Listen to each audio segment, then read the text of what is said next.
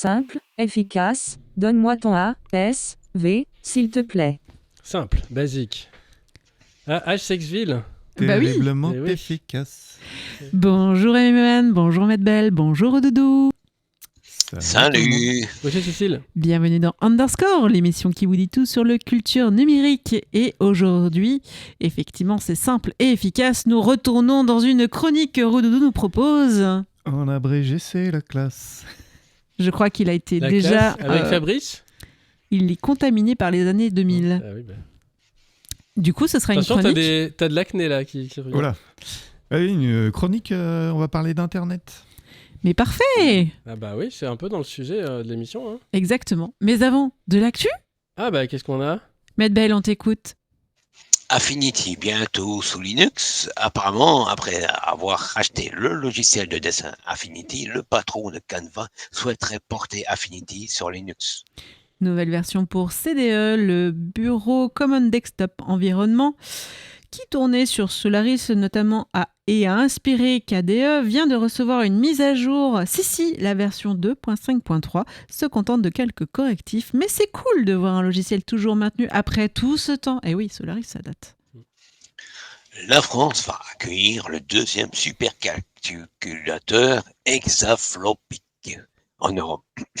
Le cinquième au monde. Baptisé Alice Recoq, d'après la pionnière française de l'informatique, il devrait soutenir la recherche scientifique et l'IA pour assurer la souveraineté européenne. Sorti d'Ancestris en version 13, le logiciel libre de généalogie Ancestris sort une nouvelle version avec une refonte de plusieurs modules, de nombreux ajouts, dont plusieurs types de rapports et un générateur d'étiquettes. On va pouvoir te coller dessus. Ouais. Ouais, et en plus, ici, il y a des infirmières, ainsi de suite, pour faire, par exemple, des photogrammes. Ah ben, ils utilisent Ancestris pour les dessins, ainsi de suite. Ah Donc, ouais. c'est pas mal. Comme quoi, Ouais. hein. Voilà. Et toujours sur Java. Alors, c'est la fin pour les appels Java. Tu te souviens, les appels Ah oui, Java je me souviens. dans le navigateur. Ah oui, Tu te souviens? je Ah oui, je me souviens. souviens. Ben, ça y est, le package Java Applet est supprimé du JDK qui arrive l'an prochain. Eh ben, Ouais. ce sera pas mal, parce que franchement, c'était lourd tout ça, hein. Ouais, bah c'était pas pire que Flash, hein, mais bon. C'est sûr. Mais c'était bien lourd quand même. Ouais. C'est tout pour l'actualité. Eh bah oui. Allez, on écoute une petite musique que Roudoudou nous a choisie pour illustrer le début de sa chronique. À tout de suite. La li la li la li la li la. A. La li la li la li la li la. S. La li la li la li la li la. V. Âge. Sexe. Vie. Terriblement efficace. La li la li la li la li la. En abrégé c'est la classe. La li la li la li la li la. Caché derrière ton pseudo. Quelques phrases ou quelques mots. Lance ton message dans l'espace. Terriblement efficace. Tu veux tuer, tu es virtuose. Sur ton clavier tu tapes et tu oses. Je chatte, tu chattes. Ok, salvé. Terriblement efficace. Si t'en veux pas, tu le fasses. Je chatte, tu chattes. Parfois, toi et moi. Ça va pas bien,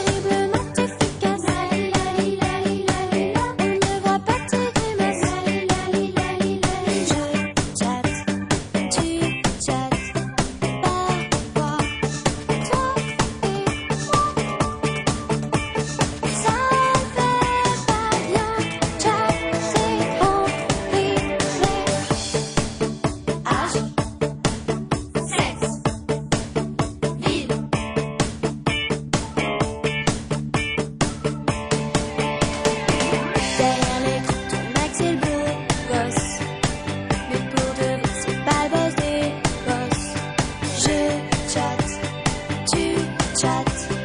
Ok, ça le fait. Terriblement efficace. Les rêves qu'on se dédicace. Je chatte. Tu chattes. Ok, ça le fait. Terriblement efficace. En abrégé, c'est la classe. Terriblement efficace. Si t'en veux pas, tu l'effaces. Terriblement efficace. Il faut juste un peu d'audace. Terriblement efficace. Il s'agissait de Tessa Martin, terriblement Waouh. efficace. Oh là là, ok, Oh là ça là. le fait. Ouais, ça fait des attends, souvenirs, là, hein. c'était en 2003 et la gamine avait 14 ans quand elle a chanté cette Ouais. chanson. Vous imaginez quand même? Tu nous rajouteras le lien vers le... Est-ce que tu nous as dit pendant la musique, là? Le commentaire. Ah oui, effectivement, oui. Les commentaires est intéressant à lire aussi. Ah oui, j'ai trouvé un vieux Bah, site ça a 20 qui ans, oui, parle, ça a plus de 20 ans, un oui. vieux site qui parle de cette musique. Il y a encore des sites qui ont plus de 20 ans. Et c'est ça. Ah ouais. Eh ben, c'est cool. Parce que justement, c'est un peu le sujet. Mais c'est un peu le sujet puisque Allez, attaquons. on t'écoute. Bienvenue dans une nouvelle chronique geek, hein, dans lesquelles je vous plonge dans l'ambiance des années folles de l'informatique.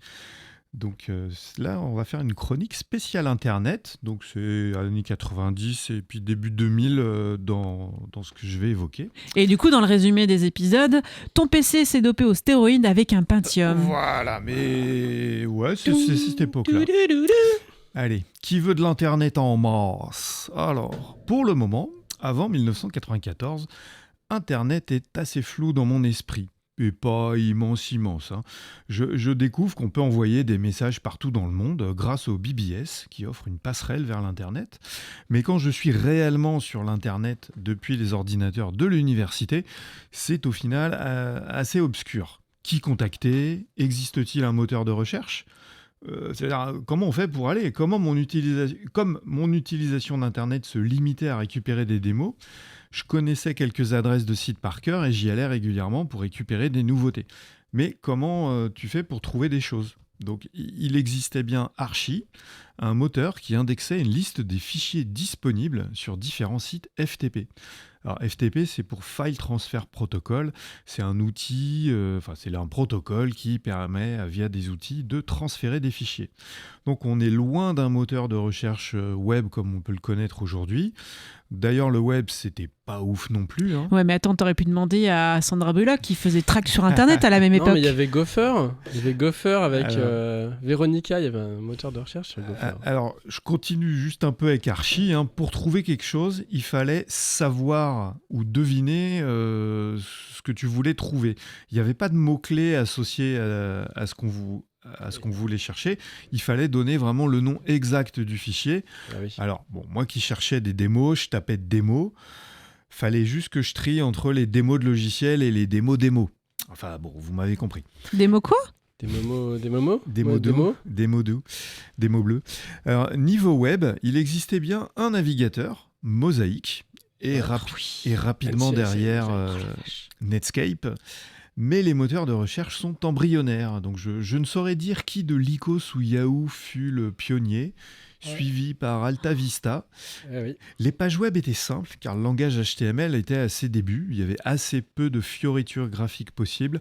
On mettait du texte, quelques images et patatras, c'était trop tard. On pouvait ajouter des images, on allait morfler.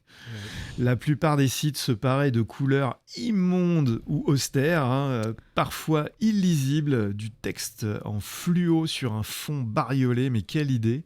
En clignotant. Ah oui, puis avec des lumières de couleur, Mais même des les, arcs-en-ciel. même les moteurs de recherche ressemblaient à la 5e avenue de New York. Des images partout, ça clignote partout, c'est illisible. Va chercher. Par contre, la plupart des sites ont, à mon sens, une qualité exceptionnelle, c'est l'absence de publicité.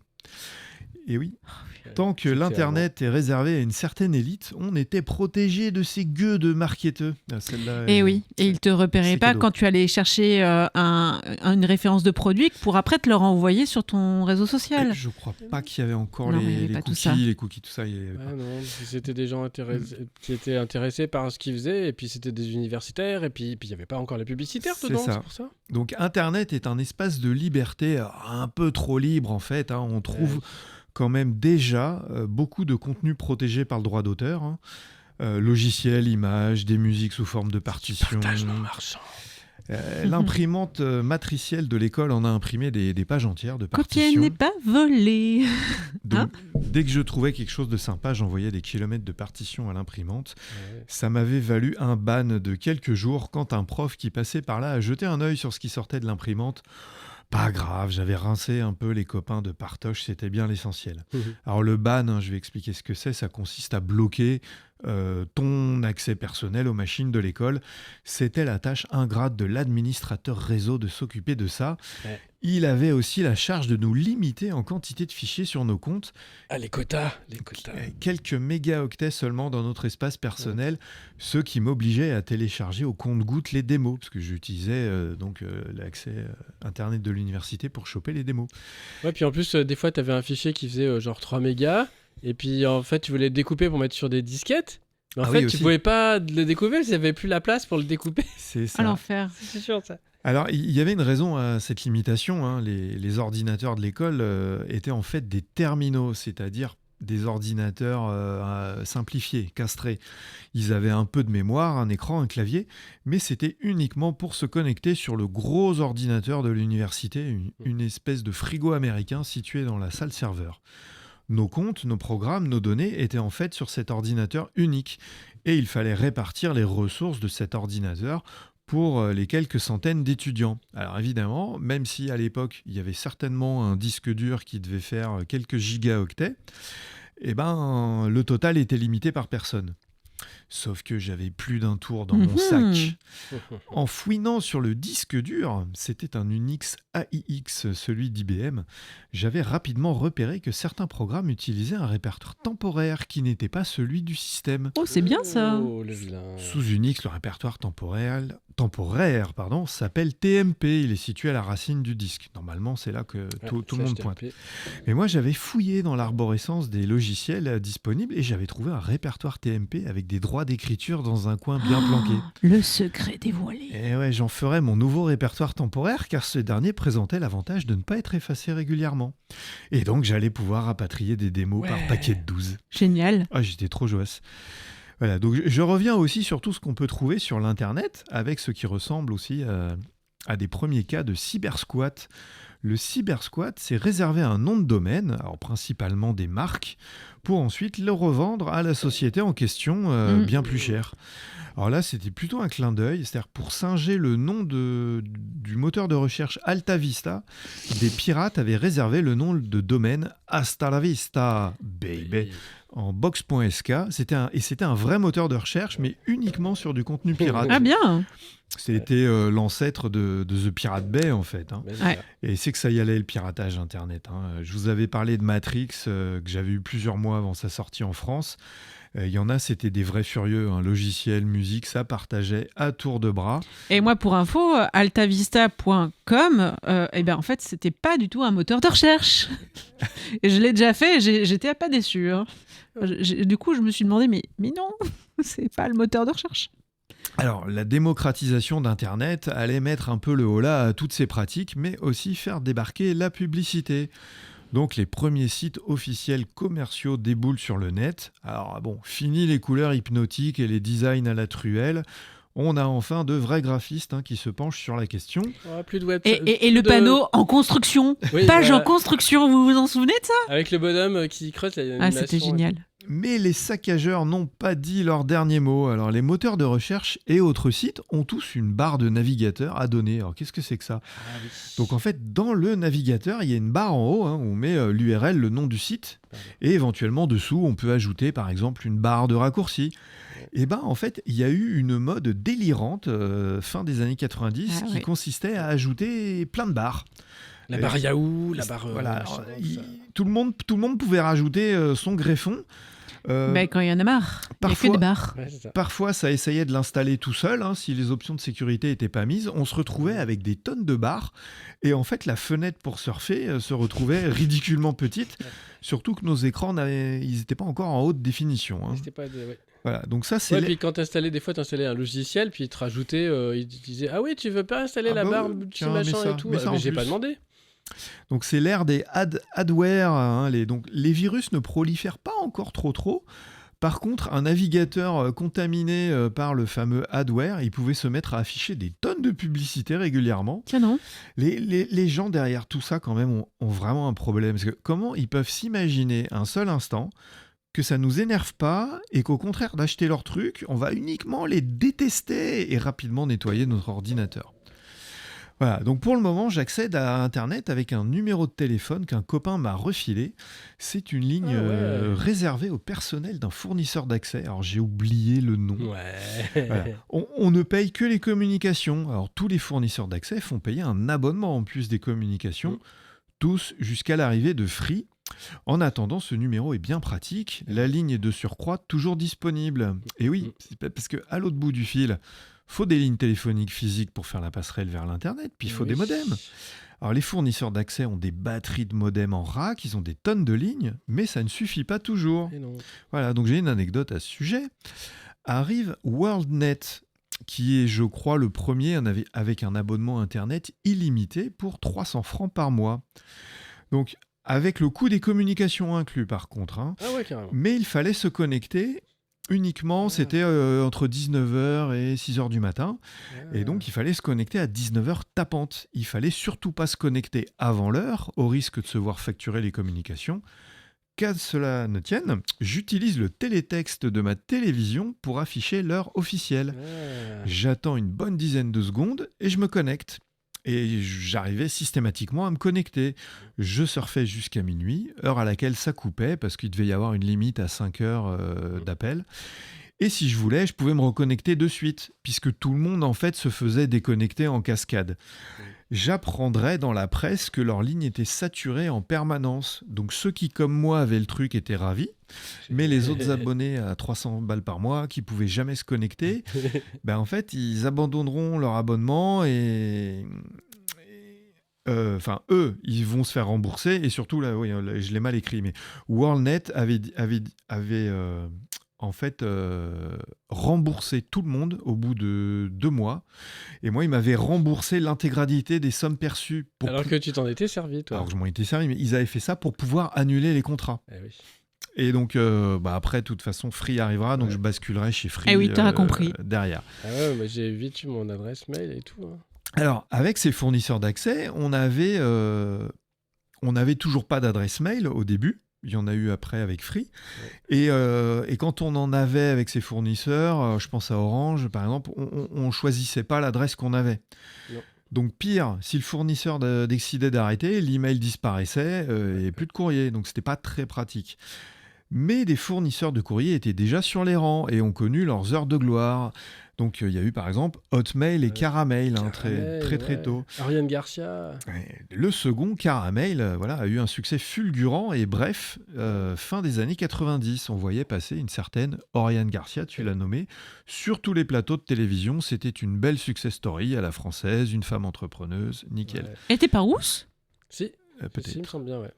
Me concernant, j'avais créé un compte Roudoudou sur Hotmail que j'ai toujours. Hein. Et chose amusante, j'avais mis un mot de passe de 4 lettres, ce qu'il ne faut surtout pas faire, hein, c'est mal. Rendez-vous compte, 4 lettres, c'est seulement 450 000 combinaisons et 40 millions si on compte majuscule, minuscule. C'est une sécurité très faible et beaucoup de sites n'étaient pas encore programmés pour contrer les opérations dites de brute force. C'est-à-dire que quelqu'un prenait un programme pour venir tester comme un bourrin toutes les combinaisons jusqu'à réussir à se connecter. C'est ça. Eh bien, figurez-vous que ce compte n'a été piraté que 20 ans plus tard, alors que j'y avais mis un mot de passe bien plus costaud. Alors que je vous raconte. J'avais donc ce mot de passe de 4 caractères. Hein. C'était GLOP. Oui, GLOP, c'est le mot de passe. Ouais, c'est pas globe. Voilà, donc je peux vendre la mèche, hein, je m'en sers plus. Mais il est aujourd'hui d'ailleurs impossible d'utiliser un mot de passe de 4 caractères. sans majuscule, sans caractère spécial. Et ben, quelques mois après l'ouverture du service, je reçois un mail d'Hotmail nous demandant à tous de changer de mot de passe et d'en choisir un cette fois, quand même déconnez pas, avec 6 caractères minimum. Et Glop, glop. ce qui fait tilt chez moi, je me dis mais si je le change pas, si je garde mon mot de passe à 4 caractères, les pirates logiquement ils vont pas tester ce à 4, ils vont passer directement à 6 et plus. Et comme il n'y avait pas d'obligation de changer de mot de passe, en fait j'ai gardé mon glop pendant des années et voilà, glop glop. Je sens qu'on tient un gag. Alors savez-vous que mon pseudo Roudoudou vient d'IRC, donc c'est la même époque. Donc IRC veut dire Internet Relay Chat. C'est un chat en ligne. Un chat anonyme et gratuit. Et on se connecte sur un serveur. Donc là encore, on ne pouvait pas deviner les noms des serveurs, fallait les connaître et fallait essayer. Et puis ensuite, quand on voulait aller sur un canal, c'était pareil. En fait, on tapait le nom d'un canal. Si ça existait, on tombait sur des gens.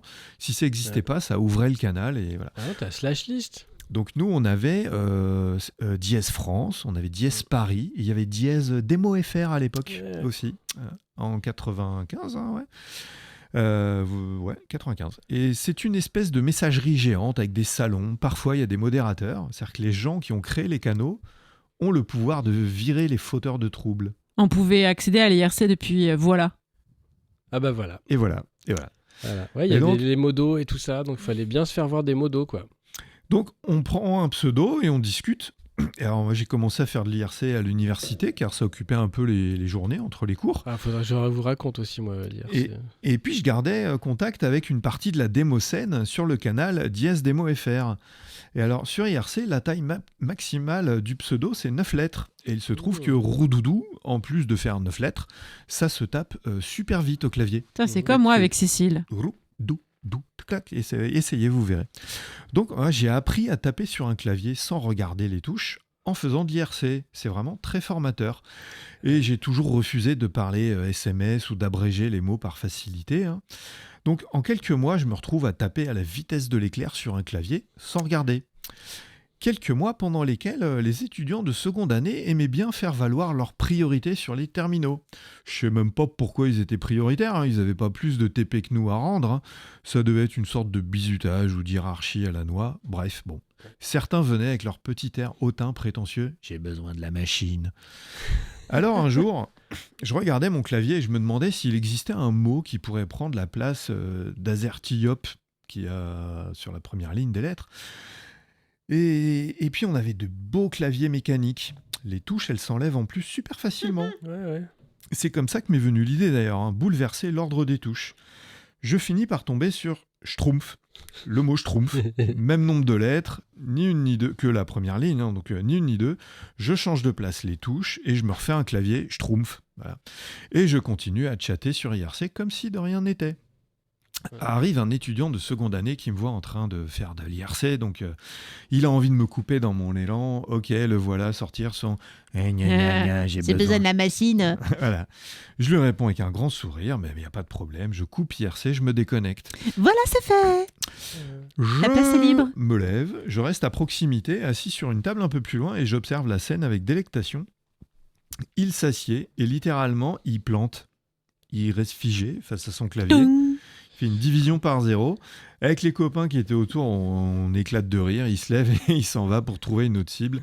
Voilà tout ce que j'ai à dire. Apprenez à taper au clavier en aveugle, ça peut servir. Exactement, Talou. Bien joué. Alors, sur IRC, j'étais particulièrement actif sur le canal Dièse Démo FR. On parlait démo, code et démo et code. J'avais même écrit à l'époque un vadémécum d'optimisation et je le diffusais sur IRC.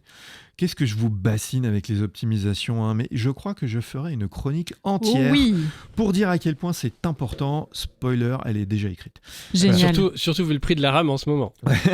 Notez-le dans un coin. C'était ça l'esprit démo. Partager ses connaissances, comme d'autres partageaient des outils, des sites web, organisaient des événements. Voilà. Revenons à l'Internet. J'adore l'Internet. C'est grâce au net que j'ai découvert les émulateurs Amstrad et que des gens s'occupaient de préservation et archivaient des centaines et des centaines de jeux et de démos.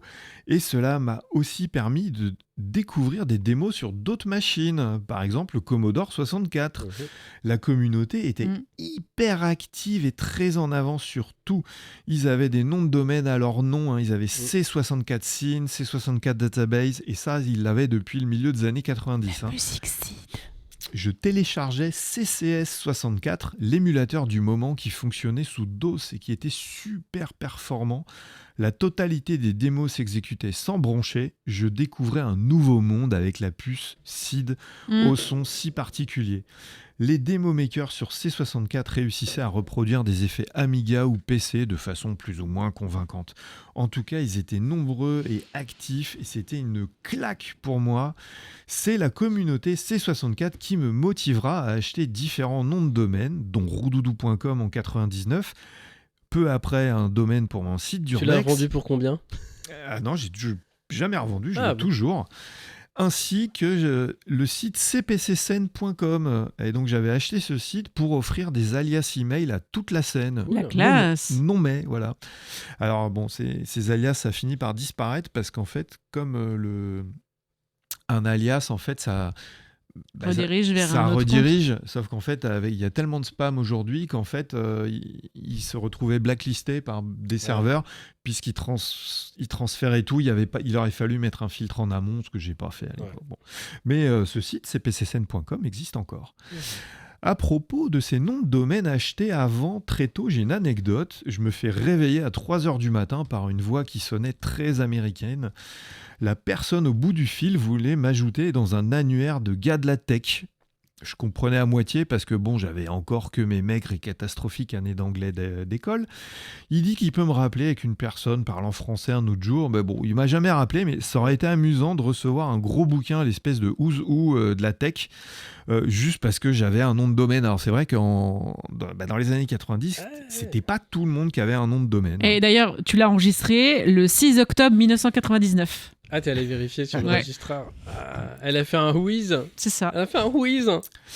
Et grâce à Internet, Il y a son adresse postale et tout sur le whiz ? Non. Ah, Mais il y a la date à laquelle il a pu en déposer. Alors moi j'ai toujours mis téléphone et puis mon adresse, parce que ça me pose pas de problème. Enfin, c'est un truc qui m'appartient.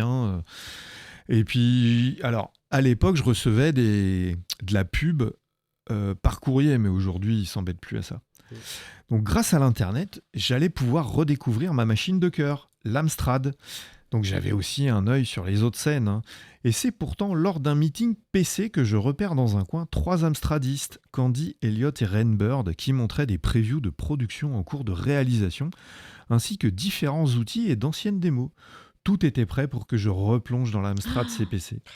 Le net pour échanger, des brocantes avec régulièrement des machines à vendre à des prix dérisoires. Bah, c'était avant. C'était avant. Fort de mes nouvelles relations, j'arrivais à me faire prêter la collection intégrale du magazine Amstrad 100%. J'avais un scanner et du temps libre et c'était parti pour des soirées scan. Je crois que j'arrivais à scanner 1 à 2 numéros par soirée. Au bout de quelques semaines de réception par courrier d'aller-retour en voiture, j'avais trouvé tous les numéros, ils étaient tous scannés. Il y avait de mémoire environ 2600 pages et ce dont je suis quasiment certain, c'est que la taille totale de ces images avoisinait les 630 mégas, qui est une valeur remarquable. Ah bah oui. 630 mégas, c'était le maximum qu'on pouvait graver sur un CD. Comme par hasard. Le hasard faisait bien les choses. Je raconte alors sur la mailing list, encore un moyen de communiquer via Internet, les listes de diffusion par mail. Et donc je communiquais sur l'état d'avancement des scans et une fois terminé, les gens se sont fait rapidement connaître de toute la France. Mon modem était par contre bien trop lent pour envoyer 600 mégas sur un site web et l'hébergement gratuit qu'on pouvait avoir alors chez Free n'était que de 100 mégaoctets. Voilà, on avait Internet, mais on continuait quand même à s'échanger des fichiers par courrier. La technique évoluait trop doucement pour nous. Depuis, le contenu de ce CD est en ligne sur le superbe site abandonware-magazine.org. un très bon site sur lequel on peut retrouver énormément de vieux magazines. Complètement, oui. Voilà, donc ça a été une année très chargée en préservation papier pour moi. Fort du coup d'éclat d'avoir scanné les magazines Amstrad 100%, j'ai attaqué le scan de la FanzTech CPC, l'ensemble des fanzines amateurs Amstrad, pour presque 8000 pages, pendant lesquelles j'ai fumé 2 scanners. Tu m'étonnes. Donc je peux vous donner la durée de vie moyenne d'un scanner à cette époque-là, selon ma propre expérience, 3500 pages. Voilà. Ouais. En même temps que je préservais, je rattrapais mon retard. Tous ces magazines dont j'entendais parler dans Amstrad 100%, je les avais enfin entre les mains, une espèce de mine d'or sociétale. Ça ressemble un peu aux communautés qu'on peut voir aujourd'hui sur YouTube, les gens qui font les mêmes sujets, qui parlent en même temps des mêmes choses, donnent leurs avis sur tel produit. Voilà. Donc, je suis ravi de vous avoir parlé donc de cette découverte un peu d'Internet me concernant. Et sur ces bonnes paroles, je ne conclurai pas par c'était mieux avant, puisque les choses n'ont pas vraiment changé. Je dirais plutôt on le faisait déjà avant. Ah oui, ça. Oui, carrément. c'est sûr. Bien joué. Mais pour les mailing lists, ça fait pas si longtemps que Google a fermé tous les serveurs, là. Alors, c'est les newsgroups. Les en news- fait, Ah, c'est les Ouais, newsgroups. alors, les newsgroups, ça ressemble un peu au mailing list, mais en fait, c'est des groupes de discussion avec des catégories et tout, et on pouvait se connecter. Ça fonctionnait un petit peu comme des listes de discussion. Et en fait, Google a proposé justement un système ils avaient repris la gestion de ce truc-là, et puis ils en ont eu marre, quoi. Mais Ouais. c'est dommage, parce que C'est- c'est très pratique. Mais... Toujours Usenet, quoi. Alors, Ouais, c'est ça, ouais. Et puis il y avait les comp.bin, tout ça. C'est ça. Partager des fichiers. Eh bien, merci Rodoudou de nous avoir replongé dans le passé. Maître Bell, tu as quelque chose à rajouter? ouais, c'était la Schtroumpf, Glop, ouais, enfin, rien d'autre. T'as Excellent. retenu, je trouve. Ah ouais, Ah oui, Bien mais joué. En fait, l'idée, c'est que je voulais bisuter les bisuteurs Bah oui. en leur changeant les touches du clavier, mais je voulais en plus que quand ils regardent son clavier, ils lisent Schtroumpf. Ouais. Parce que c'est ça, tu Oui, lis, c'est ça qui est marrant. c'est ça qui est encore plus drôle. Ouais. Hmm. Ouais, parce que moi, pendant plusieurs années, j'ai eu un clavier allemand, mais c'était le Keymap AZERTY, quoi. Donc j'ai tapé à l'aveugle parce que je savais que ce qui avait marqué sur les touches, c'était pas la bonne chose. Donc C'est ça. on est obligé. Allez, on écoute une petite Ouais. chiptune et on se retrouve après pour la suite avec MMU. L'agenda, tout ça. À tout de suite. One of the problems in the contemporary neuroscientific study of consciousness, I think, is really sort of a basic, fundamental one, which is that we've been looking for consciousness in the wrong place. We've been looking for it inside of us. For me, that's a sort of profound mistake. It's a little bit like trying to find the dancing in the musculature of the dancer, or trying to find the value of money in the chemical composition of the dollar bill.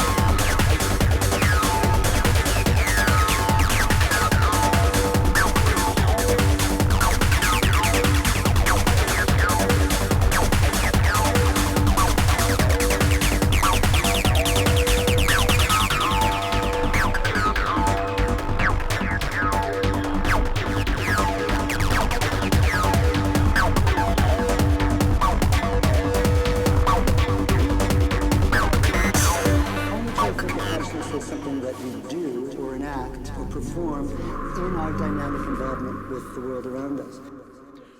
Ouah, ça pulse. Ah ouais. Oh là là, tout le monde a encore ses oreilles. Mais oui, tout le monde a ses oreilles. Normalement, ils sont normalisés les fichiers, hein, donc ça devrait pas trop exploser. Ça devrait le faire, bienvenue Mais des sur fois, Underscore, l'émission qui vous dit tout sur la culture numérique. Vous êtes toujours sur Radio Cactus ou Estrac ou Radio Méga, enfin, Ou tout sur dépend de là. underscore.radio.fm. Et oui, aussi. Tout dépend de là où vous nous écoutez, même si c'est sur Internet. Il s'agissait de The Sources et de la musique et de Théo du groupe Rebels. Donc c'est une musique qui a illustré une démo qui a fini 3e à la CompuSphere 2025 en catégorie Wide sur Sega Mega Drive. Hein. Oui, comme quoi, ça peut arriver. Cool. Moi, je devais rajouter, Cécile t'avait parlé la semaine passée de Logic. Oui. Alors donc je voulais rajouter, justement en parlant de Logic, c'est que normalement Logic était une firme de Imagic. Alors en 2002, Imagic a été racheté par Apple, et justement comme j'étais, il y avait le groupe Daft Punk qui était sur Logic. Et comme donc ils ont utilisé l'album Homework, où il y a bien sûr Technologic, et ils ont fait Logic, et ils ont fait la publicité pour Logic Pro qui est devenu Apple Logic Pro. Et ils ont dû passer sur Mac, donc. Ouais. Ah ouais, comme quoi. Hein. Ouais. Eh bien, merci pour ces précisions anecdotiques. Nous passerons pas à l'agenda cette fois. Eh ben, il n'y a rien du tout. Non, enfin, voilà. si, on est à quelques cas. jours de Noël, là. Oui, bah voilà. Aujourd'hui, on est le 21, donc c'est l'hiver. Exactement. Voilà, on espère que Papa Noël a préparé tous les paquets et tout. Tout le monde a fait sa liste. C'est un peu tard, mais voilà. Oui, voilà. Après, il y a peut-être des astuces qu'on peut faire. Genre, tu peux imprimer encore des choses au Fab Lab. Alors, normalement, on est fermé. Donc voilà. C'était une idée, mais voilà, ce n'est juste une idée. Passons à moi, j'ai du la lien. clé, mais. Oui, voilà. Passons à du lien et des liens. Eh oui. Alors, qu'est-ce que tu nous as trouvé à faire ? Alors, j'ai une série de vidéos pour faire découvrir et apprendre à utiliser PenPot, le logiciel open source de design et qui est une alternative à Figma. Voilà, pour aller réaliser des maquettes professionnelles avec les dernières bonnes pratiques en termes de design et de maintenabilité. Voilà, pour des maquettes de sites web notamment. Voilà. Allô, ça raccroche. L'appli, on en avait parlé il y a quelques temps, l'appli pour filtrer les appels indésirables est enfin disponible sur F-Droid, donc pour ceux qui ne veulent pas utiliser le Play Store. Voilà. Bientôt 16 000 boîtes à livres recensées sur le site boîtealivres.fr avec des tirets au pluriel qui utilisent OpenStreetMap, bien sûr. Donc en fait, dès que vous allez rajouter les boîtes à livres sur OpenStreetMap, ça arrive directement sur la carte du site. Impeccable. Ça, c'est bien. Et enfin, chez UFC Que Choisir, un article sur comment choisir un smartphone écologiquement sobre. Ah, ça, c'est une bonne idée. Ce qui est un peu antithétique en soi, déjà. Mais bon, voilà. Mais il y en a des moins pires, on va dire. C'est ça. Voilà. Merci, MMU. Passons à Astrologique. Frottons cette boule. Old school, Lycos, va chercher. Technophile, n'hésitez pas à faire un don de plasma. Tu donnes ton écran plat? Merde, êtes-vous plutôt vaillot ou voyou? Codeur. Monsieur Swap, retrouve toujours vos données. Moi, j'imprime pas ça. Non, imprimeur. Non, c'est pas 50 000, juste 50 à imprimer. C'est un français, pas Paris Match. Électronicien, attention, quand je vais brancher, tu vas danser comme John 3v3. Travel 3. Travel 3. Ah oui, 3 volts 3. Et oui, Travel 3. Voilà. Ah oui, bien joué. Ouais, pas mal. Bien joué. Eh bien, on arrive à la fin de l'émission. Oh, déjà? Terriblement efficace. Oui, c'est ça. Mais c'est terriblement fini. Ah oui, c'est terriblement fini. Mais la semaine prochaine, on se retrouve encore pour une nouvelle émission. Ah oui, on sait de quoi qu'on va parler? Non, pas encore. Si, peut-être. Ouais. Ah oui, bah oui. Ah, Medbel, tu as peut-être... Voilà, la peut-être deuxième teaser. partie, il y aura au moins ça. Ah, avec plaisir. Sur Michael. Eh bien, à la semaine prochaine. Ciao, ciao. Bye. Bye bye. Bye.